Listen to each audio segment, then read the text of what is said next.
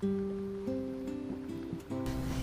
right, here is the new sign to Little Redstone Lake. It's called Little Redstone Lane, taken last July 2003, when the Steve, Kitt, Stephanie, Caitlin family went to go visit my ancestral family vacation spot. All I have to say is, if my grandfather could see Little Redstone Lane and what looks to be a street sign, he would turn over in his grave. I know. We never used this. This was the first time I'd ever seen it. In fact, we had to get directions from someone to get there. And the path was so overgrown, because it wasn't hardly ever used, that I'm up on the very top. You can't see me to the left. I'm up on the top hacking away branches so they wouldn't scar and mar the camper. Yes. And Steve is going to be driving through as I'm hacking. I remember my brother saying he didn't know whether you'd be able to make it. With that huge thing. With that big, yes. And this is the view from the back. There is a little parking lot off to the left behind us now. And we're looking at the back of the cabin that has had a new roof and raised roof, I believe. Yes, it's a gable now. And the old woodshed has been dismantled and removed, but the we're now looking at the back of the tool shed off to the left and the porch off to the right, and a double set of windows on this side and a double set of windows now on the other side, which add a lot of light. I just must add that the area in back of the tool shed is where my father used to hack away all the underbrush so that we could have a badminton what court. Fun! Yes. Now, walking around clockwise around the back, remember we pointed the tool shed, this is the inside of the tool shed, and for some reason it doesn't look as dark and dank and nasty, and it didn't smell as bad as I remembered. Oh, it was a very bad place to go to when you were asked to find something. You never wanted to pick anything up because there might be a little mousy nest here, Exactly. a mess there, and It smelled funky. Yes. Now, this is the very front, and we're modeling Smith Point with the original windows in front. Oh my, and the green color of the cabin, it was always green. It was never painted brown. How many generations is this now? Well, it was from the very first Smith to the current Smiths. Well, it was back, my grandfather had it built in the 1920s, early 1920s. My great-grandfather. And that would be your great-grandfather. You, me. So it's 5 generations of Smiths.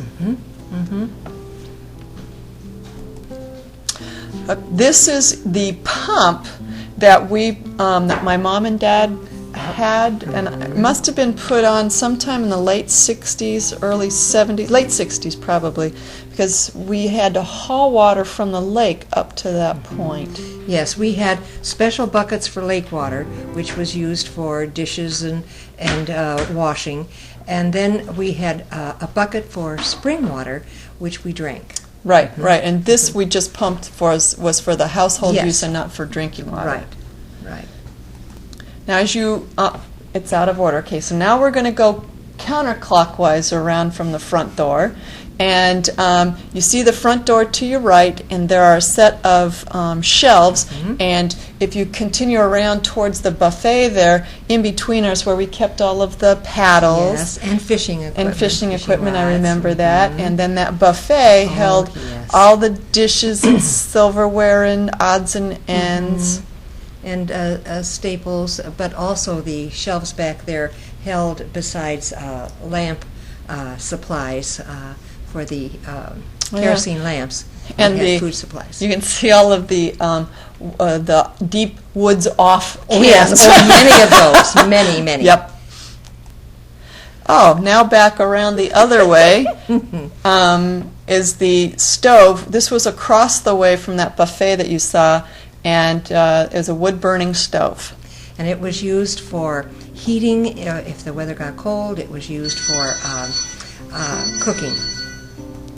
And this is a kind of a close-up of it. I should mention that the stovepipe was always a nasty job to get it assembled and then to take it apart when you left.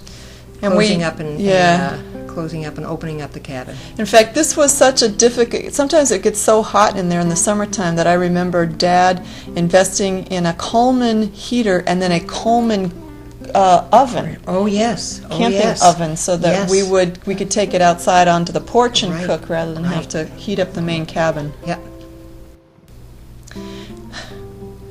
All right, now this is just the opposite corner of where we were, and that's the bed frame that my mom and Dad brought up. I can remember we brought it up, and it was a used bed. Oh yes. And then Dad had to pay duty on it, and I can't remember how much it was, but it was horrible. It really Something like rankled, $25 a piece, so it's like $50 to to- leave that used double bed mattress up there. Yeah, it wasn't that great to begin with, and it's been up there for many years. And let's see, there you can just see to the left of the picture. That's the little medicine cabinet that used to Yes. be over the sink. My father had no, it was always back. Oh, There was it one always there? Always back there. Okay. With a little mirror, and underneath it, my father had made a little nightstand. But you can see shiny lacquer on the log walls. At one point, it was a funny, putrid green, light Oh, yeah. green. Remember that? I do. And now it looks quite elegant. I mean, Yes. it looks civilized. Yeah, it was like the outside color. I forget the name that Mother used to describe it. And this is the table that used to be in the middle, Yeah. where we all sat around and we would very carefully open the drawers because usually there were mice nests in it if you had to open the cabin, and luckily we didn't have to do that very often. That's And- the original table. Yeah, I believe it is. Yes, it has a wooden, fine-grained wood, bleached white top and these dark mahogany legs. And notice that the legs are up on wooden blocks because actually my grandfather was a very small man. And it was fine for him, but nobody else could get their legs underneath the table because there were drawers You know, in the table. it looks so small, and yet I don't remember it being too small for our family of 6 to sit around. No, we had a bench on one side. Yeah, that's right. And right. chairs. Well, the table was lifted up from the floor with 10 cans Yes, that increased the height off the floor about 4 to 6 inches. right, Yep. right. That's how it could get under it. With our big feral legs. And here is a bowl that was part of the pottery, or I guess it's a saucer I see. And I just love to use the dishes that were up there. I did too. There were certain pictures that we always looked for, and there was some enameled over metal. Oh, yeah. White with a little blue rim. Right, that's right. And here is the brown sugar bowl. Oh yes, oh yes. That I was thrilled to see again. And there was lots of things that we would come up because we visited once a year for 2 weeks. And so it was like old homecoming kind of thing. Oh yes. And here is the picture. The title is Scotland Forever. It was over the door, over the window in the kitchen, and up on the wall. And There were snowshoes. yes, Crossed. My grandfather had been up there, into the winter, and he kept a diary. And I believe I've sent you a copy of that. Yep. And that picture was there, and it was a very special significance to us. yeah, it was a charge of the Light Brigade. Well, Nope, just Scotland Forever. It was some kind of A charge. charge, Yeah. but not of the Light Brigade. Now we're back outside, and we're looking to the back of it through to the lake with the sleeping cabin on the right and the porch to the left. Now we're back inside, where it's a picture of the Chinese checkers. that we used to play, and as a family, every night after the kids did the dishes, and I remember Mom and Dad would either go out for a canoe ride or a sail trip, and we would do the dishes, and when they came back, we would play family games, and we would have card games and Chinese checkers. Oh, yes. There's that famous picture again. Mm-hmm.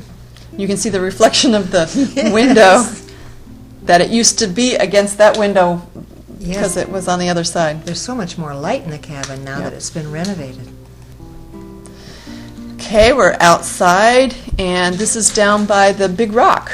Yes. And this is in mid-July, early to mid-July, and so they hadn't started letting out the lake, so the lake level was high compared to when we go there in August. Right.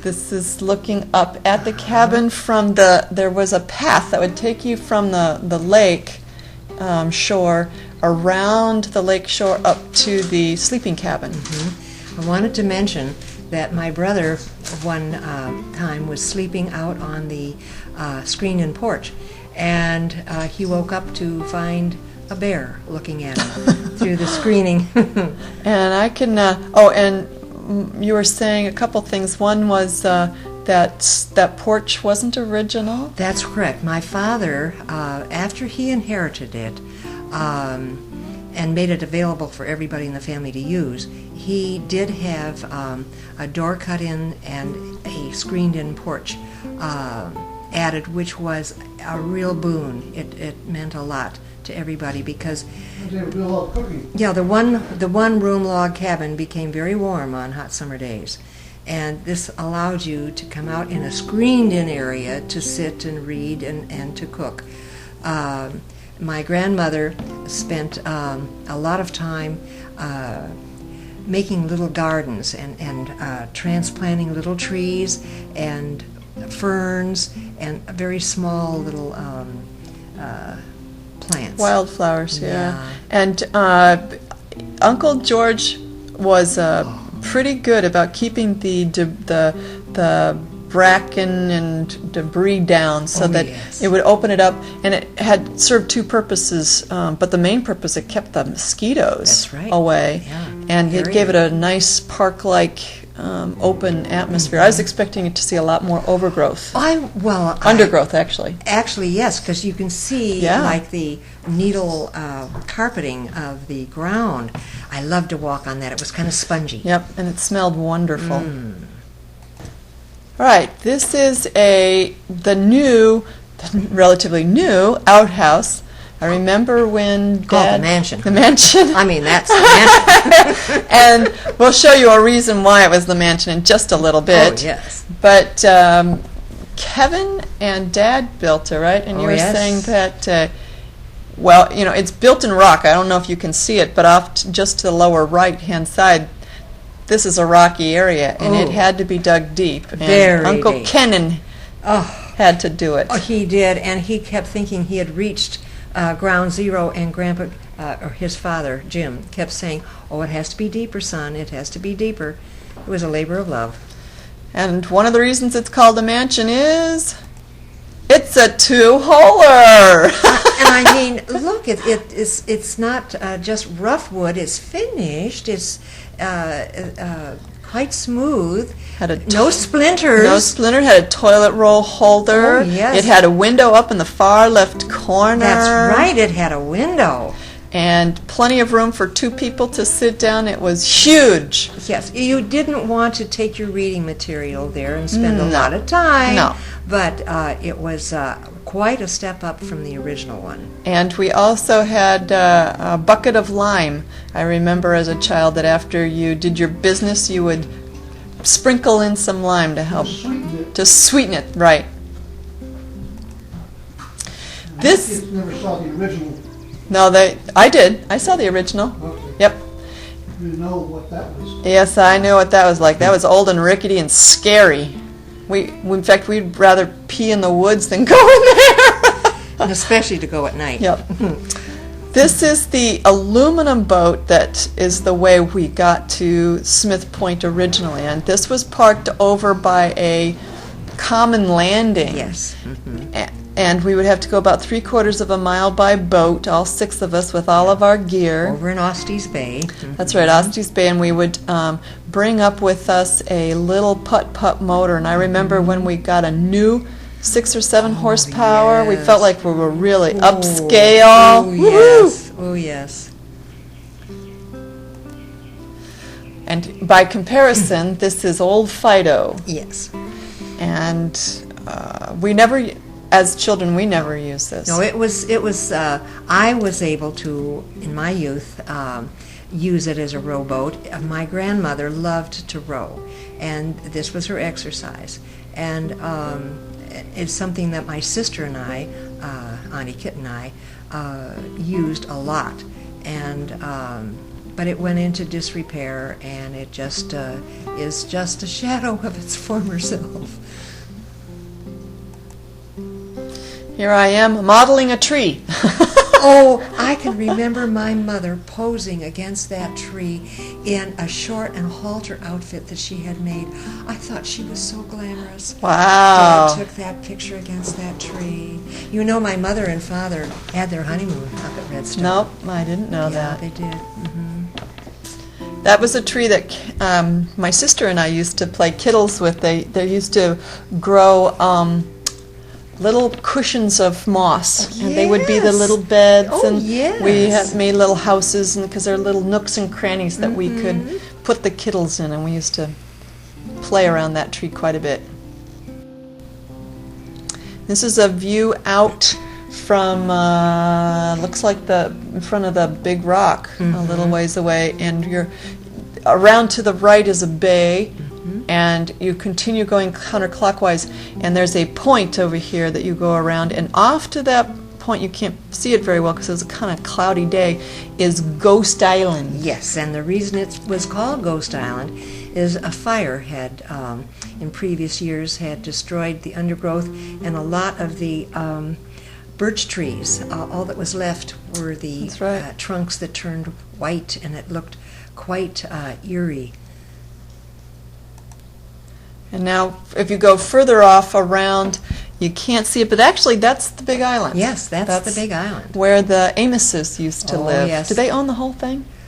Yes, at I one think point? they owned it all at one point, and then they sold off portions of it at different times. We used to go over to the Amoses. They were well-off Toronto folks, and they just took us under their wings and treated us very well. The poor folk.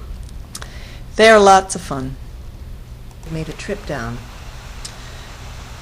And there I am, modeling my wet clothes after trying to, well, I didn't try, I did swim in the lake. I wanted to try it out for my mom. Oh, yeah. Oh, bless your heart. Yep. Well, that we used to take a dip every morning, and when I was very young, those were skinny dips we took early in the morning because there weren't that many people around the lake.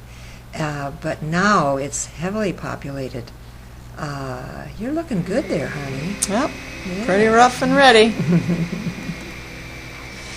Here is the mystery. We think aliens did this. There's a bunch of initials carved into the cabin. As you face the front door, it's to the right around the corner between the end, very close to the front door and over to the tool shed. And I have my initials there, and Kevin's whole name is there. I found Doug's and Jan's and a man I brought up with me at one time, Tom Lombard's. So we actually don't know how this is happening. And this is the Poe family that came to visit it last summer, with Stephanie in the middle, Caitlin, who is now taller than me, and she wasn't at the time. Maybe she was, maybe she wasn't. I think she was standing on a rock.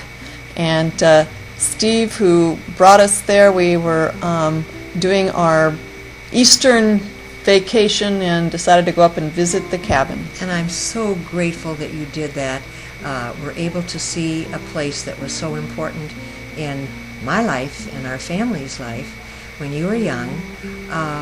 This is a legacy my grandfather has left to us, I just wish we had had more opportunities to go up there and use it. Yep, I'm just so glad that my family got to see it. Oh, Just I in am case too. it ever leaves the family, That's it's so right. nice to be able to have these pictures.